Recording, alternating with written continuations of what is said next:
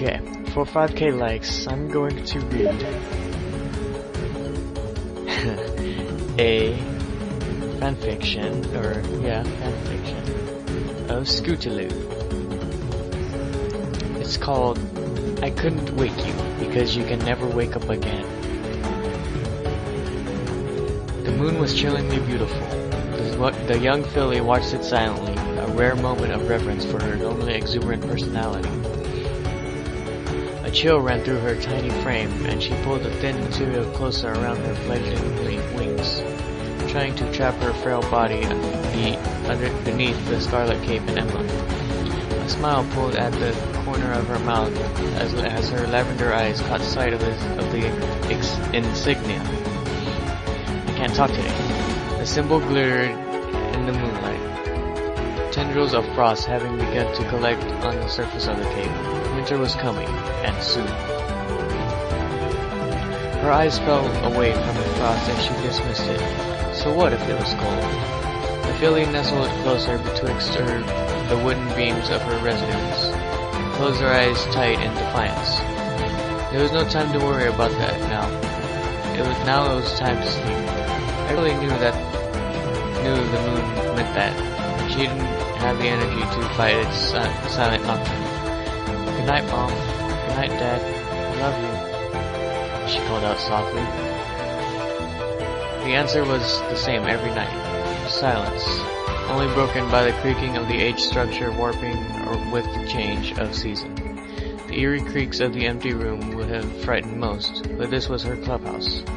Unknown to her two best friends, it had also been her home for several months now. Scootaloo curled into herself and tried to will herself to sleep before the cold could set in and keep her awake. Fitful hours passed before she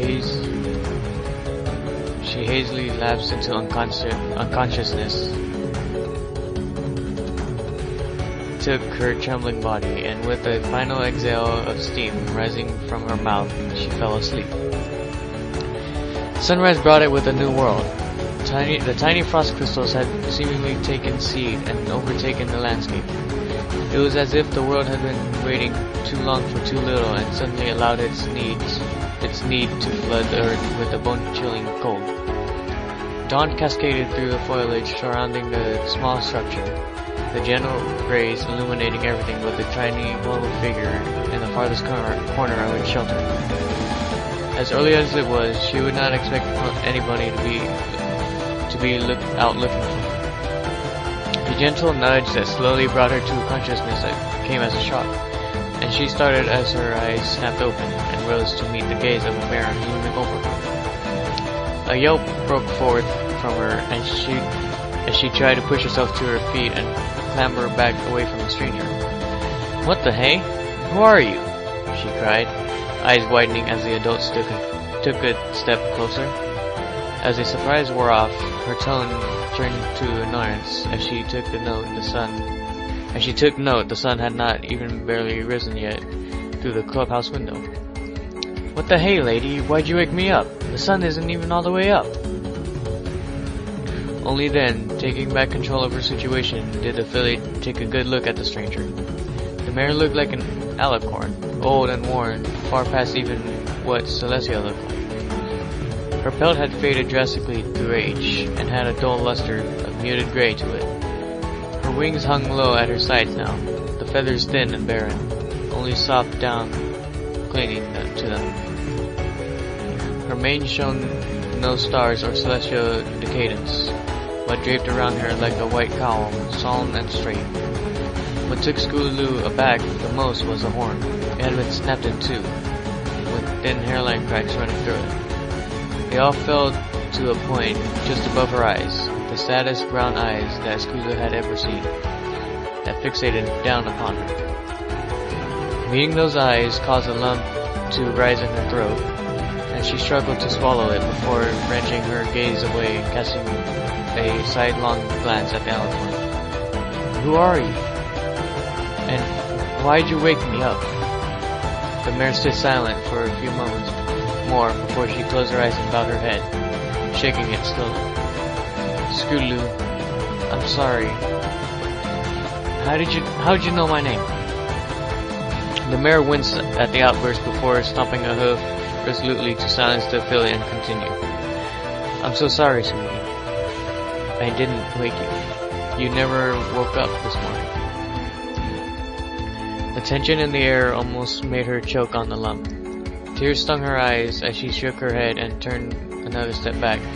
You're lying, she whispered, her voice unintentionally harsh as she continued to back away. It was then her hoofs hit something solid. She'd expect the sound of it meeting wood, but it only made a dull thud as it collided with the object. Slowly, she turned her head to see what it was. She felt ill as her heart fell deep into her stomach and she stared, transfixed at the tiny bundle that lay there. It was wrapped in her cape. Its visage was marred by the violet tendrils of its mane. It was her, and it wasn't breathing anymore.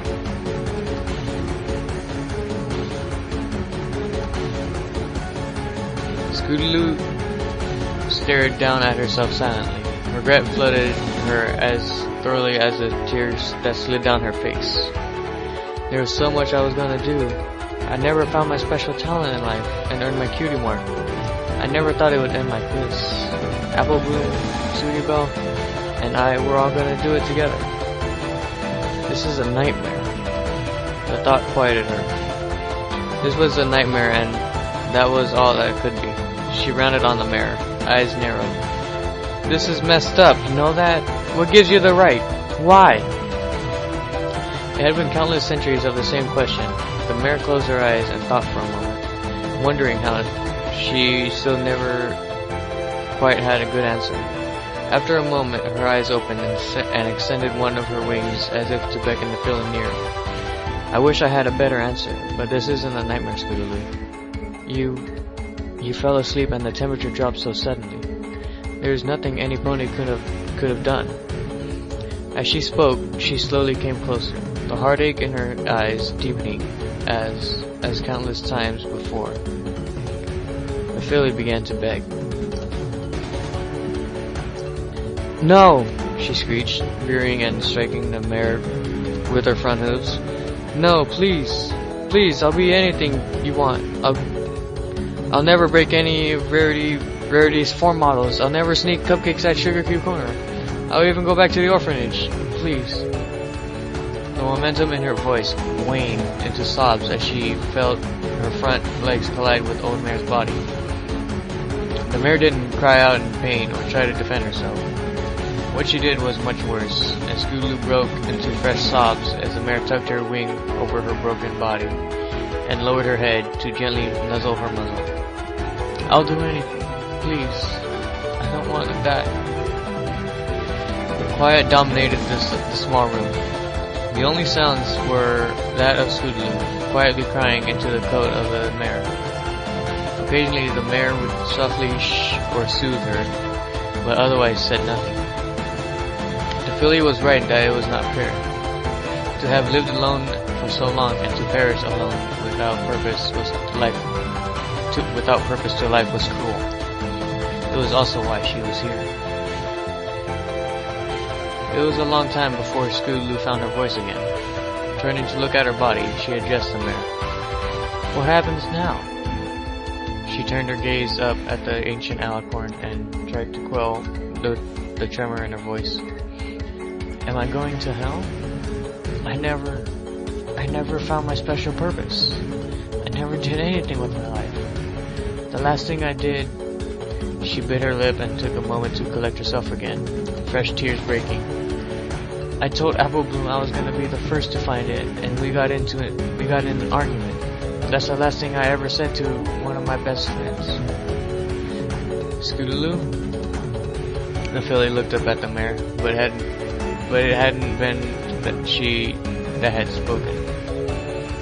Her eyes widened as the sickening realization sunk in, and she turned to face the door. Apple Bloom stood there, and she could hear Sweetie Belle following not far behind. They had only just bounded in and hadn't spotted her yet, but the yellow filly persisted, unaware of what had happened.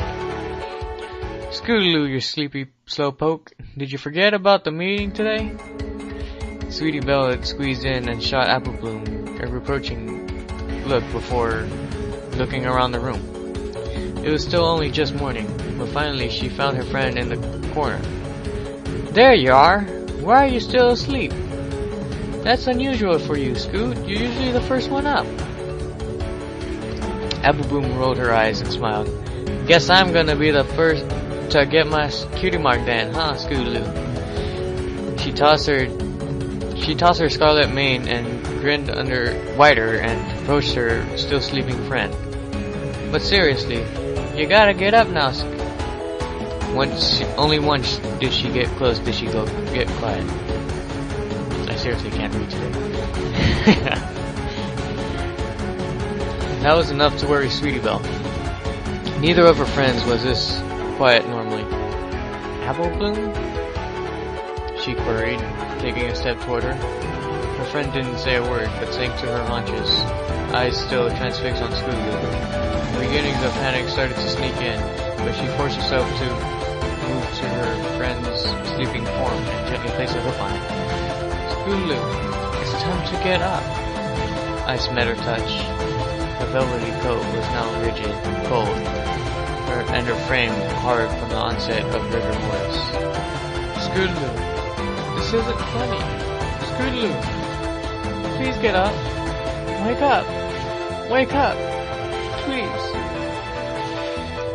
Her voice rose in volume and pitch as she began to shake her friend, screaming louder and louder to arouse the deaf ears that could not hear her. Finally, there were no words, just a wordless wail of horror and grief as she began to choke on her own tears. Then pain. Pain erupted in her jaw and she reeled, stunned into silence. Apple Bloom stood over her, tears streaming down her face as she fought to regulate her breathing. She looked up at her silently, but the question was almost audible in her face. Why? Apple Bloom took a deep breath before helping her to her feet and gently sitting her down. The emotions still ran too high for her to form words, but Apple Bloom had somehow found them. Stay here with Scootaloo. I'm gonna go get my sister. Just stay here, just in case she... No. She couldn't lie to her only remaining friend. She couldn't paint a pretty picture with Scootaloo's blood to make it all better. She took a step back and then turned and ran, yelling back, Stay here! Sweetie didn't need to be told that now, not once or twice more. Turned back to look down at Scootaloo and laid down beside her, trying to warm her with the heat from her body. Hush now. Quiet now. It's time to lay your sleepy head, she softly sang before breaking into tears anew. And all the while, Scootaloo hid her face in the mare's chest, unable to stand, as her body consoled with sobs. Far off, she could still hear Apple Bloom calling for help. She could still hear Sweetie Belle trying to wake her.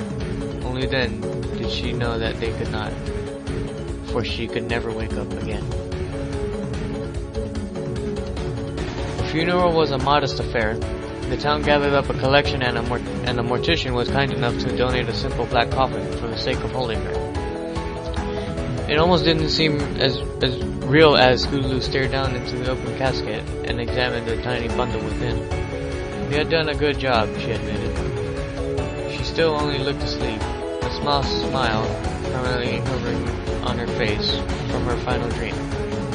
Scootaloo turned away and cast her gaze to the sky, a sigh causing her to shudder. The weather team hadn't been able to clear the skies. Why, she didn't know, but the day was somber in its muted gray sky that occasionally rumbled with the softest rumbles of thunder. It's time, Scootaloo. We should take our places. It was the mare who spoke, beckoning the filly away from the casket to stand beside it instead. She had positioned them to watch the approaching procession of friends and loved ones that heavily trod to the filly's final resting place. Upon seeing Apple Bloom and Sweetie Belle, accompanied by their sisters and their friends, Scootaloo turned up to look at the mare. "You never did answer me in the clubhouse. What happens to me now? Is this it?" The mare didn't speak for a moment, but instead gestured to the procession before explaining.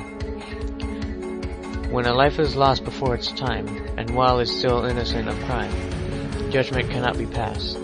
There was never enough time to decide who you would have grown up to be, or the choices you would have made, and death doesn't believe in punishing the innocent." She lowered her gaze to meet the filly and smiled sadly. "Your life wasn't without purpose, though. You lived and you touched ponies through lives through simply being there." Time did not stand to wait for the pair. As the mare spoke, ponies came and went. Each had their own words, but only a precious few being heard. As Apple Bloom approached the coffin, the mare paused in her explanation. Applejack stood behind her younger sister and gently pulled her close, doing her best to offer comfort that would never be enough to feel the hurt. The little filly spoke with a seriousness that Scootaloo had never before heard her friend take upon any matter before, even her own heart's desire in pinning her cutie mark. "You were never supposed to die, Scootaloo. You were one of my best friends, and you were like another sister to me. We were gonna grow up together and find our special talent, and now I don't know if I can without you. I miss you, and I loved you. So even if I can't find my special talent, I'll keep looking for yours. You were so special, and I hope, if you can hear me, that you know I admired you. I'm sorry about the argument, so please forgive me, 'cause Then the tears took her again, and she was led away by her sister to piece back together a broken heart. As Apple Bloom was led away from the coffin, Scootaloo felt her composure beginning to slip. She bit down hard on her lip and willed herself what little she had together. The mare noticed the filly struggling to handle the scene and allowed her to compose herself again before continuing her explanation. "What happens now is this.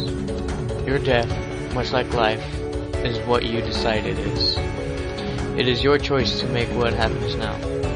Yours to decide what your heaven will be. But please," her voice faltered as she lowered her head, as though weighted down by the sorrows of the world. "Once you choose, you can never go back. Your heaven can change, but you have to do it on your own. I can only help you the first time. So please, make your decision wisely." It was by that time that Sweetie Belle and Rarity had approached. The young filly looked up with the lost soda of heartache, unsure of what to do. Rarity only stroked back her sister's mane and turned to reach into a saddlebag she had brought to the procession. From within, she pulled out a garment designed for a young mare.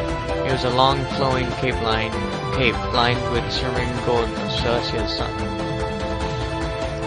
The rest was comprised of a rich, heavy scarlet velvet. In the middle was a much more intricate design, 3 mares of all creeds joining in the center. The Earth Pony and the Unicorn were mere silhouettes, but between them they held the magnificent wings of a Pegasus. Carefully she draped it over the coffin and nodded to Sweetie Belle.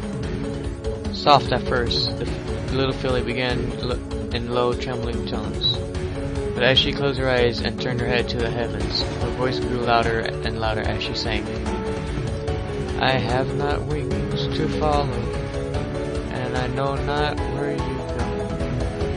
I cannot fly to heaven far to ever let you know. But your wings were made for angels, irreplaceable in their worth. So goddesses have now taken an angel back from earth."